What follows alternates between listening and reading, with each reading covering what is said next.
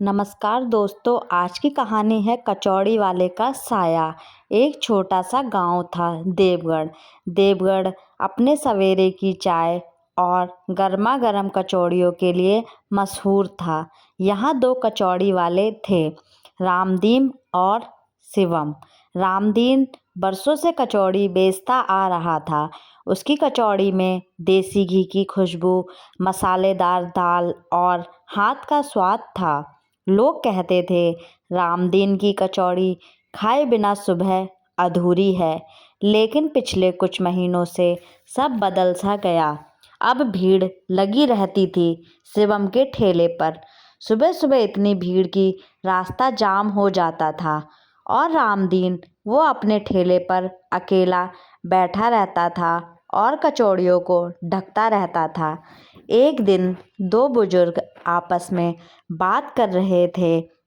स्वाद तो रामदीन की कचौड़ियों में ज़्यादा है।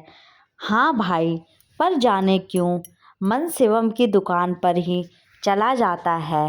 रामदीन यह सब सुन रहा था। उसका दिल बैठ गया।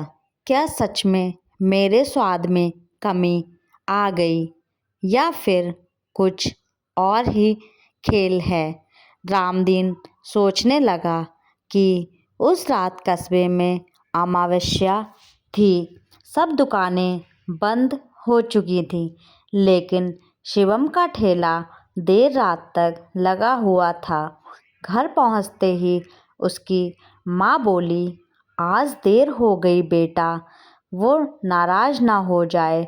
शिवम ने डरते हुए कहा, चुप रहे माँ, कचौड़ियाँ बिकी हैं, वही तो चाहिए उसे। रसोई से अजीब सी गंध आ रही थी। माँ ने कांपते हाथों से कहा, आज पूरे 11 कचौड़े चढ़ाए हैं, वही संख्या मांगता है, बस चुप रहो। कहकर शिवम रात में ही कस्बे के बाहर पुराने कुएं की तरफ निकल गया और वह पीछे देखता हुआ चला जा रहा था। उधर रामदीन की नींद टूट गई। उसे सपने में अपनी दुकान खाली दिखाई दे रही थी और कुएं से कोई आवाज़ आ रही थी, मुझे खिलाओ, मुझे खिलाओ, मुझे खिलाओ। अगली सुबह शहर से आए दो दोस्त, अजय और पूजा। उन्होंने पूछा कि यहाँ सबसे अच्छी कचौड़ी कहाँ मिलेंगी। लोगों ने एक सुर में कहा, शिवम के ठेले पर। लेकिन भीड़ देखकर वे रामदीन के ठेले पर आ गए। कचौड़ी खाते ही पूजा बोली, ये तो कमाल की कचौड़ी है, फिर लोग यहाँ क्यों नहीं आते। रामदीन ने आह भरी, क्योंकि यहाँ स्वाद नहीं, साया खींचता है। रात को अजय और पूजा ने शिवम को कुएं की ओर जाते देखा।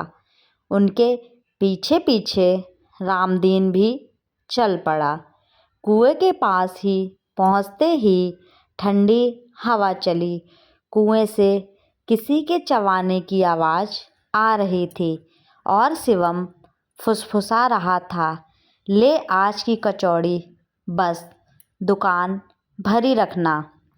तभी कुएं से गहरी आवाज़ आई कि मुझे कचौड़ी और चाहिए। अचानक ज़मीन हिलने लगी। अजय बहुत तेज चिल्लाया, यह कोई इंसान नहीं है, लेकिन कुछ तो है।